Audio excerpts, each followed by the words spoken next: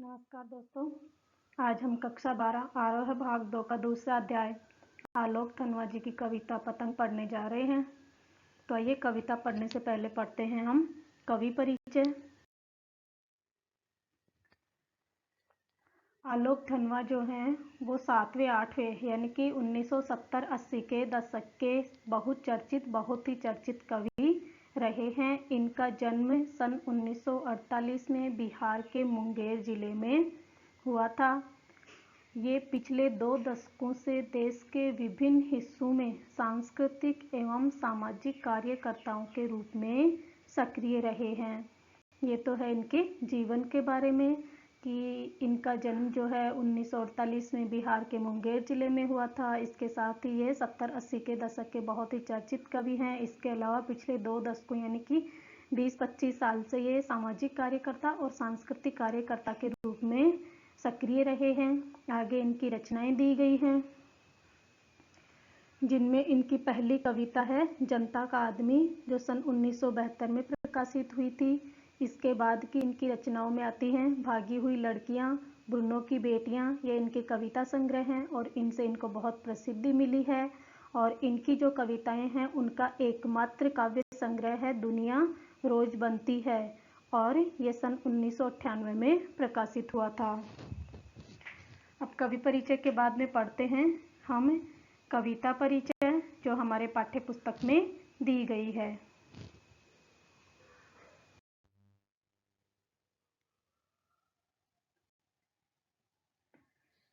पाठ्यक्रम में ली गई पतंग कविता आलोक धनवा के एकमात्र संग्रह दुनिया रोज बनती है का हिस्सा है।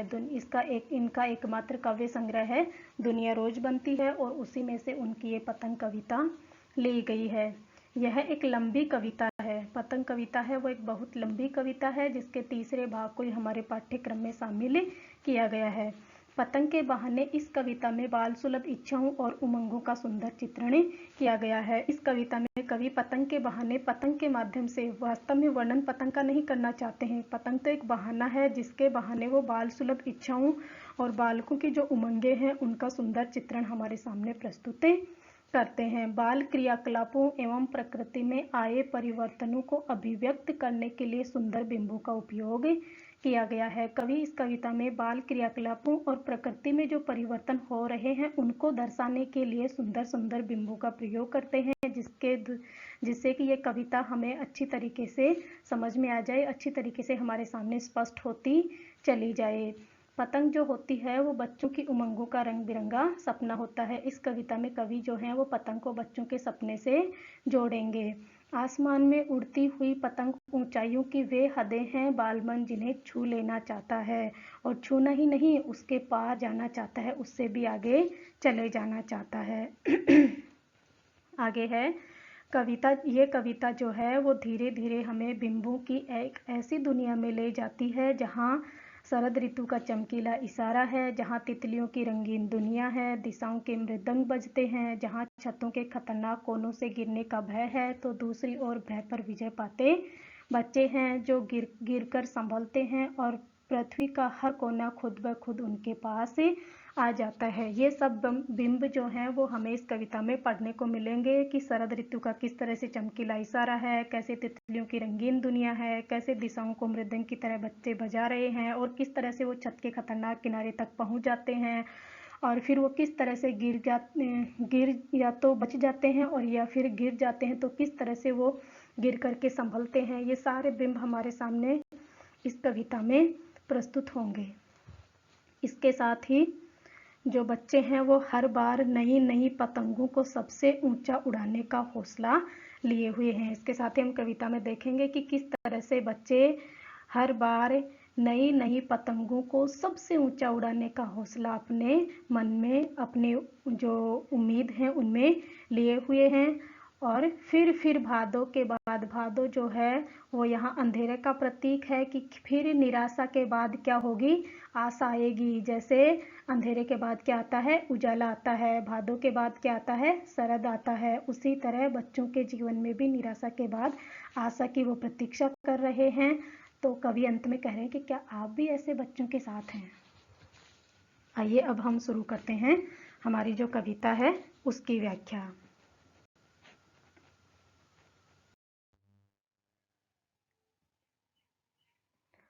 तो आइए शुरू करते हैं पतंग कविता का पहला पद। सबसे तेज बौछारें गई, भादो गया, सवेरा हुआ, खरगोश की आंखों जैसा लाल सवेरा। शरद आया पुलों को पार करते हुए, अपनी नई चमकीली साइकिल तेज चलाते हुए, घंटी बजाते हुए जोर जोर से, चमकीले इशारों से बुलाते हुए, पतंग उड़ाने वाले बच्चों के झुंड को चमकीले इशारों से बुलाते हुए, और आकाश को इतना मुलायम बनाते हुए कि पतंग ऊपर उठ सके, दुनिया की सबसे हल्की और रंगीन चीज़ उड़ सके, दुनिया का सबसे पतला कागज उड़ सके, बांस की सबसे पतली कमानी उड़ सके, कि शुरू हो सके सीटियों, किलकारियों और तितलियों की इतनी नाजुक दुनिया। ये कविता का पहला पद है। सबसे पहले हम इसका देखते हैं शब्दार्थ। पहले है बौछारें। पानी की जब बारिश होती है तो तेज बूंदी जो गिरती हैं उनको कहते हम बौछारें। भादो जो है वो यहाँ एक महीने के लिए है। भाद्रपद का जो महीना होता है उसको वर्षा ऋतु का अंतिम महीना माना जाता है। वर्षा ऋतु का अंतिम महीना होता है, उसके लिए यहाँ भादो है, भादो महीनों के लिए। शरद, शरद ऋतु का नाम है, एक ऋतु होती है जो वर्षा ऋतु के बाद आती है। चमकीली साइकिल, चमकीली साइकिल का शाब्दिक अर्थ तो है चमकने वाली साइकिल, जो चमकदार साइकिल होती है वो। इसके साथ ही यहाँ पे इसका प्रतीकात्मक अर्थ दिया गया है और वो शरद ऋतु के संदर्भ में है। और शरद ऋतु के संदर्भ में इसका प्रतीकात्मक अर्थ है बादल रहित उजला साफ स्वच्छ दिन जो होता है। कमानी है पतंग में लगी बांस की लचीली खपची। पतंग जब बनाते हैं तो उस कागज़ में बांस की एक पतली लकड़ी हम लगाते हैं, उसको बोलते हैं कमानी। नाजुक दुनिया, नाजुक का मतलब होता है कोमल और दुनिया का मतलब संसार। सबसे पहले देखते हैं सबसे तेज बौछारें गई, भादो गया। सबसे तेज बौछारें यानी कि सबसे तेज पानी जो गिरता था वह चला गया है, अर्थात वर्षा ऋतु समाप्त हो गई है। भादो गया, भादो जो होता है वह वर्षा ऋतु का अंतिम महीना होता है। तो कवि यहाँ कह रहे हैं कि वर्षा ऋतु भी समाप्त हो गई है और वर्षा ऋतु का अंतिम महीना जो भादो होता है वो भी चला गया है। सवेरा हुआ, वर्षा ऋतु के बाद में जो सवेरा हुआ है, खरगोश की आंखों जैसा लाल सवेरा, वो सवेरा कैसा हुआ है? खरगोश की आंखों की जैसा लाल सवेरा हुआ है। खरगोश की आंखें जैसे लाल होती हैं, उसी तरह वर्षा ऋतु के बाद में शरद ऋतु का जो सवेरा हुआ है वो खरगोश की आंखों की तरह लाल लाल सवेरा हुआ है। यहाँ देखिए थोड़ा सा हम समझते हैं। खरगोश की आंखें भी लाल होती हैं और सूर्योदय जब होता है उस समय आसमान भी उसी तरह लाल होता है। तो यहाँ कवि एक नए बिंब का, नए उपमान का यहाँ प्रयोग कर रहे हैं। तो हम इस पंक्ति में देखते हैं कि एक नया बिंब भी है। जैसे ही हम पंक्ति को पढ़ते हैं खरगोश की आंखों जैसा लाल सवेरा, वैसे ही हमारे सामने खरगोश की लाल आंखों का दृश्य और सवेरे की जो लालिमा होती है, सूर्य उदय होते समय जो लालिमा होती है, वो दृश्य हमारी आंखों के सामने आ जाते हैं। तो हम कह सकते हैं कि इस पंक्ति में उपमा अलंकार है और उसके साथ साथ इसमें दृश्य बिंब भी है। तो तीनों लाइनों का अर्थ समझ में आ गया होगा कि वर्षा ऋतु समाप्त हो गई है और उसके जो वर्षा ऋतु का अंतिम महीना भादो हो गया है वो भी चला गया है और उसके बाद में जो सवेरा हुआ है वो खरगोश की आंखों जैसा लाल सवेरा हुआ है। शरद आया पुलों को पार करते हुए, अपनी नई चमकीली साइकिल तेज चलाते हुए। अब वर्षा ऋतु के जाने के बाद कौन सी ऋतु आई है? शरद ऋतु आई है। और शरद आया पुलों को पार करते हुए, यहाँ कवि जो हैं वो शरद ऋतु को एक उत्साही और चंचल बालक बता रहे हैं। जिस तरह से एक उत्साही और चंचल बच्चा अपनी नई चमकीली साइकिल को तेज चलाते हुए आता है, उसी तरह शरद ऋतु भी नदी, नाले, पुल वगैरह जो हैं उनको पार करते हुए अपनी नई चमकीली साइकिल तेज चलाते हुए आ रहा है। यहाँ शरद ऋतु की नई चमकीली साइकिल है साफ, स्वच्छ, उजला जो दिन होता है वो।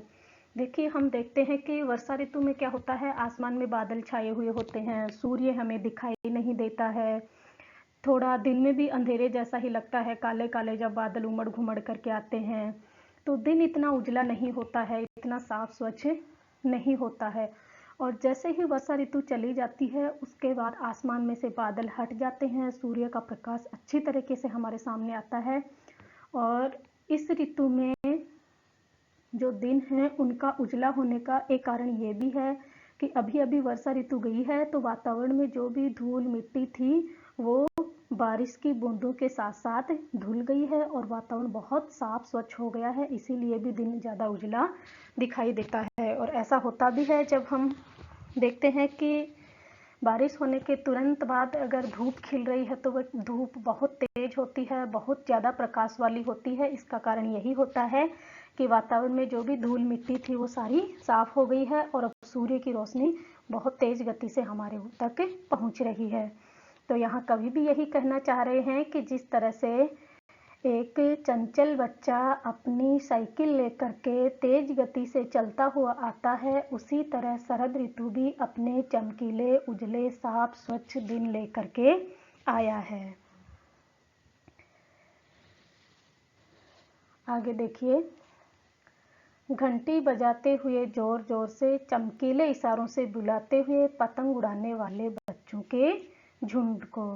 अब बच्चा जो है वो अपनी साइकिल की घंटी बजा रहा है और घंटी बजा करके इस बच्चों की तरफ इशारा कर रहा है। ये जो घंटी है वो क्या है, बच्चों की तरफ इशारा है, पतंग उड़ाने वाले बच्चों के झुंड को वो बुलाना चाहता है। क्योंकि अब शरद ऋतु में मौसम साफ हो गया है, आसमान एकदम साफ स्वच्छ हो गया है और ऐसे आसमान में पतंग अच्छे से उड़ाई जा सकती है, इसलिए बच्चा जो है वो अपने दोस्तों को बुलाने के लिए घंटी बजा रहा है साइकिल की और पतंग उड़ाने वाले बच्चों के झुंड को बुलाने के लिए चमकीले इशारों से बुलाते हुए और आकाश को इतना मुलायम बनाते हुए कि पतंग ऊपर उठ सके। अब देखिए, यहाँ थोड़ा सा समझते हैं।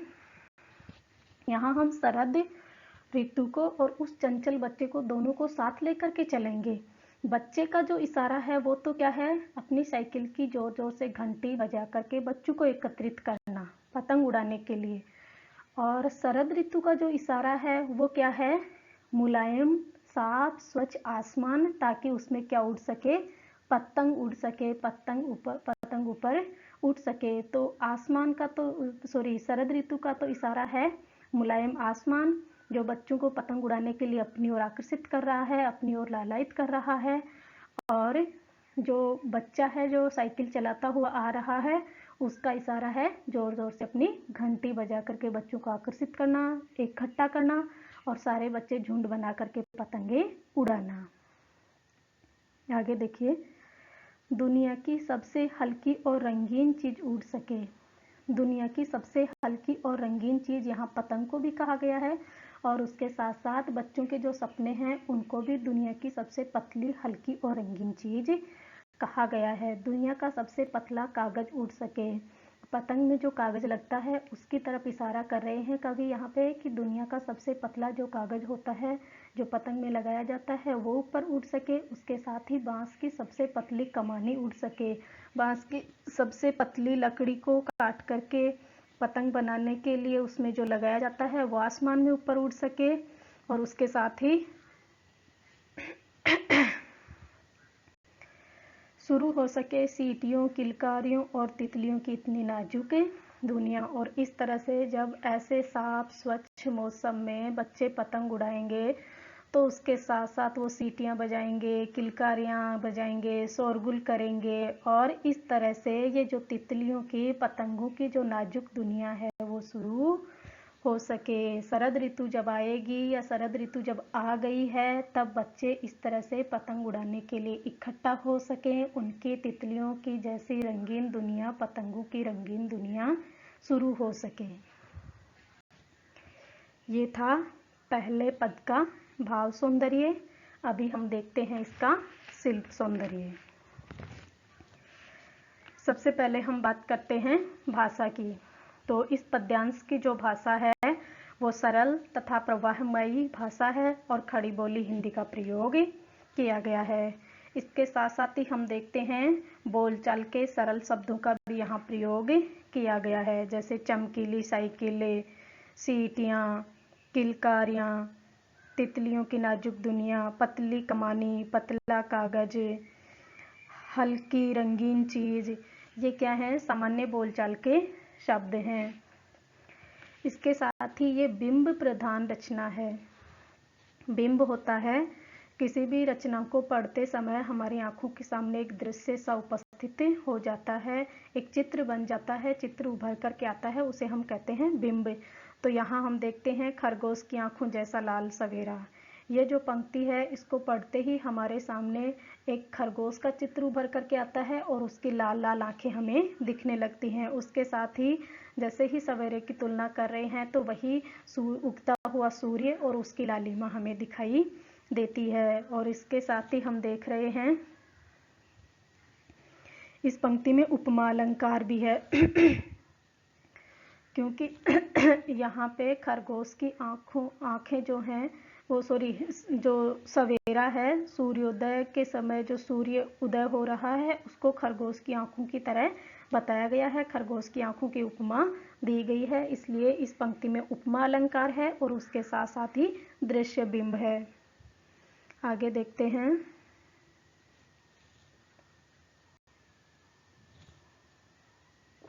आगे है शरद आया पुलों को पार करते हुए।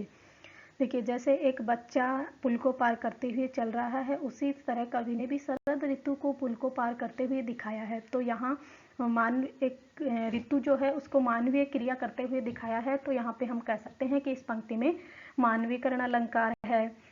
और इसके साथ ही हम देखते हैं जोर जोर। यहाँ एक ही शब्द दो बार आया है और दोनों बार इसका एक ही अर्थ है, इसलिए इसमें पुनरुक्ति प्रकाश अलंकार है। और इसके साथ साथ इसमें किसी भी छंद का प्रयोग नहीं किया गया है, तो ये मुक्त छंद रचना है। ये हो गया इसका शिल्प सौंदर्य। अब हम देखते हैं अगला पद।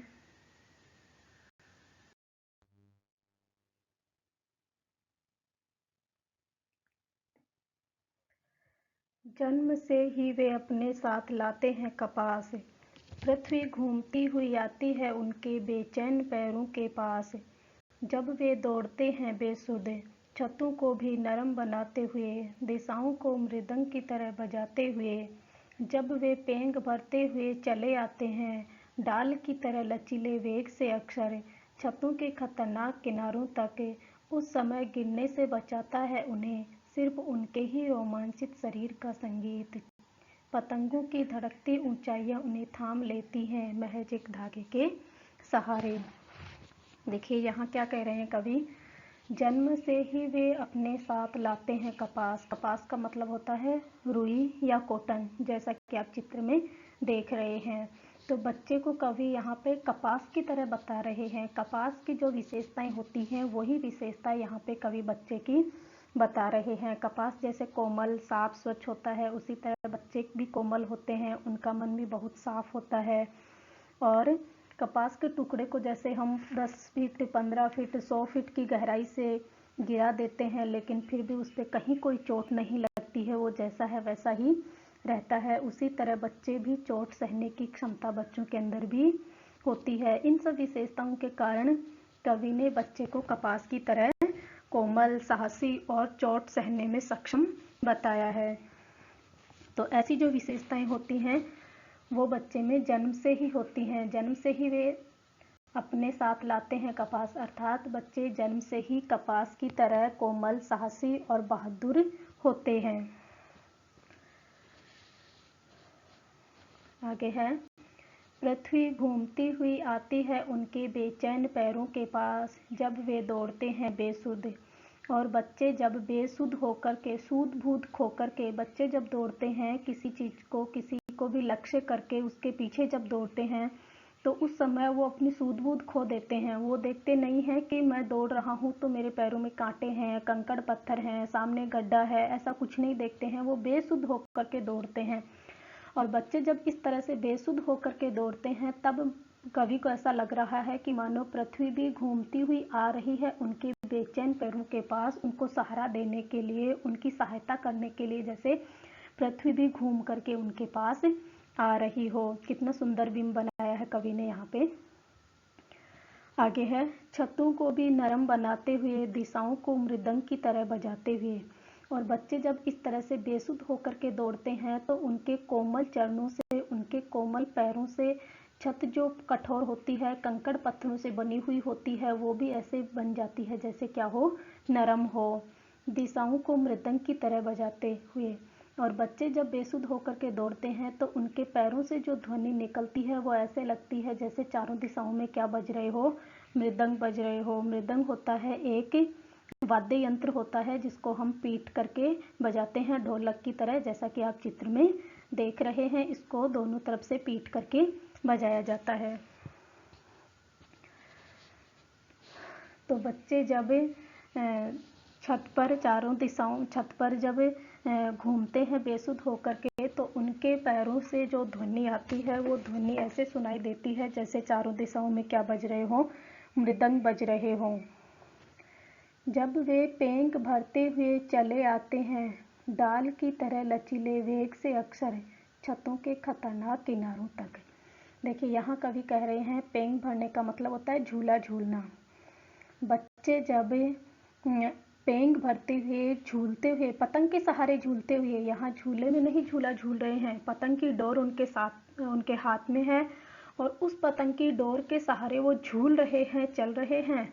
और अपने ही शरीर के लचीले वेग की तरह, जिस तरह एक डाल होती है, डाल की तरह, जैसे आप चित्र में देख रहे हैं, ये जो पेड़ की डाल है, ये पक्षी उस पे बैठा हुआ है और अपने ही लचीले वेग के कारण ये डाल जो है वो नीचे झुक गई है। और जैसे ही ये पक्षी उड़ जाएगा ये डाल वापस अपनी स्थिति में आ जाएगी। उसी तरह बच्चे भी क्या हैं, उस पतंग के सहारे अपने जो शरीर का जो लचीला वेग है उसके सहारे अपना ही संतुलन बनाए हुए हैं। अपने ही संतुलन के कारण या अपने ही लचीलेपन और फुर्तीलेपन के कारण वो छतों के खतरनाक किनारों तक आकर के भी क्या हुए हैं, बचे हुए हैं अभी तक। और उस समय गिरने से बचाता है उन्हें सिर्फ उनके ही रोमांचित शरीर का संगीत। पतंगों की धड़कती ऊंचाइयां उन्हें थाम लेती हैं महज एक धागे के सहारे। देखिए कई बार हम देखते हैं कि एक बच्चा जो होता है वो पतंग उड़ाता उड़ाता छत के खतरनाक किनारे, यानी कि छत के उस अंतिम पॉइंट तक, अंतिम बिंदु तक आ गया जहां से वो नीचे गिर सकता है और उसको चोट लग सकती है। अब उस छत के खतरनाक किनारे तक भी वो पतंग उड़ाते उड़ाते अपने कदमों को पीछे हटाते हटाते आ गया। उसे ध्यान नहीं है क्योंकि उसके कदम पीछे हट रहे हैं, पीछे की तरफ वो पतंग को खींच रहा है और अपने कदमों को आगे या पीछे जिस भी दिशा में वो बढ़ा रहा है वो नीचे नहीं देख रहा है, उसका ध्यान पतंग पे है। और उस समय वो उस खतरनाक किनारे से गिरने से उन्हें उस समय केवल उस बच्चे का जो फुर्तीला, जो रोमांचित शरीर है वो ही उसे गिरने से बचा रहा है। उसका जो लचीला शरीर है वही उस समय उस छत के खतरनाक किनारे से गिरने से उसे बचा लेता है। और कभी को ऐसा लगता है जैसे कि पतंग की जो धड़कती ऊंचाई है वो जैसे एक धागे के सहारे उस बच्चे को गिरने से बचा लेती हो, उस बच्चे को थाम लेती हो। ये था इसका भाव सौंदर्य।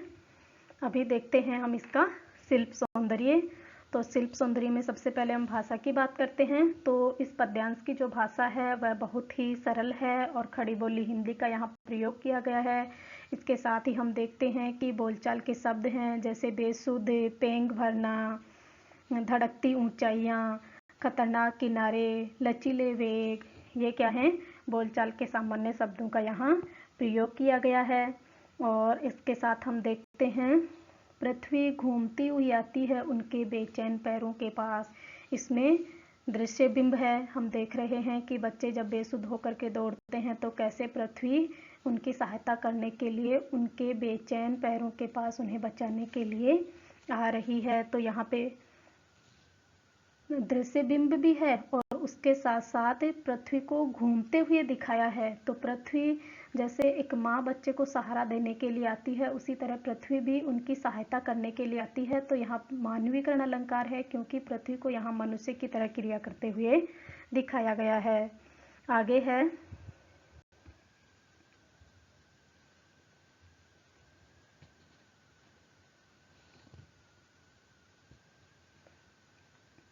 दिशाओं को मृदंग की तरह बजाते हुए, इसमें उपमा अलंकार है। और है डाल की तरह लचीले वेग, इसमें भी उपमा अलंकार है।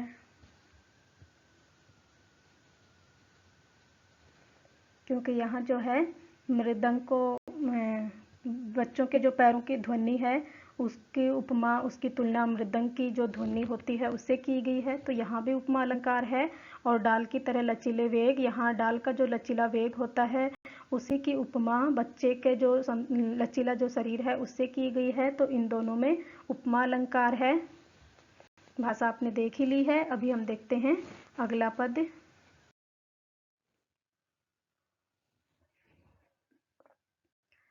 पतंगों के साथ साथ वे भी उड़ रहे हैं।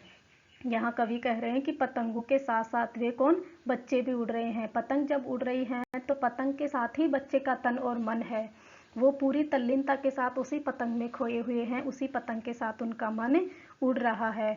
अपने रंध्रों के सहारे, रंध्र होते हैं रोम या छिद्र, अर्थात हमारे शरीर का प्रत्येक रोंग, अर्थात बच्चे का जो रोमांचित शरीर है वो ऐसा लग रहा है कि वो उस पतंग के साथ ही है, उस पतंग के साथ ही वो सब उड़ रहा है।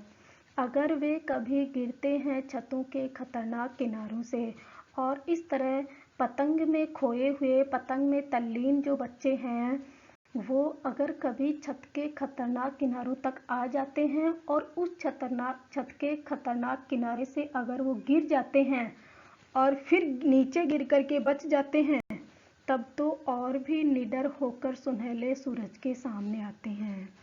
यहाँ कवि बता रहे हैं कि बच्चे अगर उस खतरनाक किनारे से गिर जाते हैं, या मान लीजिए बच्चे कहीं भी असफल हो जाते हैं और फिर उसके बाद वो फिर से उस समस्या का सामना करने के लिए उठ जाते हैं, तब वो और भी निडर हो जाते हैं, और भी साहसी, निर्भय होकर, निर्भीक होकर उस सुनहले सूरज के सामने, पहले तो वो पतंग का ही मुकाबला कर रहे थे, अब वो इतने साहसी हो गए हैं कि सूरज के सामने सूरज का मुकाबला करने को भी तैयार हो गए हैं। अर्थात कवि यही कहना चाहते हैं कि अगर एक बार कोई भी बच्चा असफल हो जाता है, जैसे पतंग उड़ाने में ही मान लीजिए, या कहीं पे भी किसी भी क्षेत्र में इस चीज़ को हम लागू कर सकते हैं कि अगर एक बार असफल हो गए और फिर असफल होने के बाद अगर दोबारा उठते हैं तो बड़े ही उत्साह के साथ, दुगनी उमंग के साथ हम उठते हैं, और फिर हम निडर होकर के पतंग ही नहीं, सुनहले सूरज का सामना करने को भी तैयार रहते हैं, कठिन से कठिन परिस्थितियों का भी सामना करने को तैयार रहते हैं। और उस समय पृथ्वी और भी तेज गति से, पहले तो पृथ्वी तेज गति से घूमती हुई आती थी, और अब क्या है, और भी तेज गति से घूमती हुई आती है उनके बेचैन पैरों के पास। अब बच्चे जब दुगने उत्साह के साथ सूरज का सामना करने को तैयार होते हैं, उस समय उनकी सहायता करने वाले भी दुगने उत्साह के साथ और भी तेज गति के साथ उनके बेचैन पैरों के पास आते हैं, उन्हें गिरने से बचाने के लिए, उनकी सहायता करने के लिए। अर्थात यही कवि कहना चाहते हैं कि जब एक बार व्यक्ति असफल हो जाता है और उसके बाद फिर वो अपने लक्ष्य की तरफ कदम बढ़ाता है, तो वह दुगने उमंग के साथ, दुगने उत्साह के साथ कदम बढ़ाता है, और उस समय उनकी सहायता करने वाले भी उसके साथ और तेज गति से आते हैं, और इस तरह उसको सब सहायता करते हैं। अभी देखिए इसका शिल्प सौंदर्य देखते हैं। सबसे पहले भाषा की बात करते हैं, तो भाषा वही है, सरल, सुबोध, खड़ी बोली हिंदी का प्रयोग किया गया है। उसके साथ साथ हम देख रहे हैं बेचैन, ये सब क्या है, सुनहले सूरज, खतरनाक, बोलचाल के सामान्य शब्दों का प्रयोग है। इसके साथ हम देख रहे हैं कि साथ साथ जो शब्द है 2 बार आया है और दोनों बार उसका एक ही अर्थ है, इसलिए इसमें पुनरुक्ति प्रकाश अलंकार है। और आगे है सुनहले सूरज, इसमें सवर्ण की आवृत्ति हो रही है, इसलिए इसमें अनुप्रास अलंकार है। और पृथ्वी और भी तेज गति से घूमती हुई आती है, अर्थात पृथ्वी का यहाँ मानवीकरण किया गया है। जिस तरह से कोई अपना, कोई माँ वगैरह, कोई भी अपना शुभेच्छु जो होता है, हमारा हितैषी जो होता है, वो हमारी सहायता करने के लिए तेज गति से आता है, उसी तरह पृथ्वी भी तेज गति से आती हुई दिखाई दी है, एक मनुष्य की तरह। तो यहाँ कह सकते हैं कि इस पंक्ति में मानवीकरण अलंकार है। तो ये थी हमारी पतंग कविता, जिसका भाव सौंदर्य और शिल्प सौंदर्य समाप्त होता है। धन्यवाद।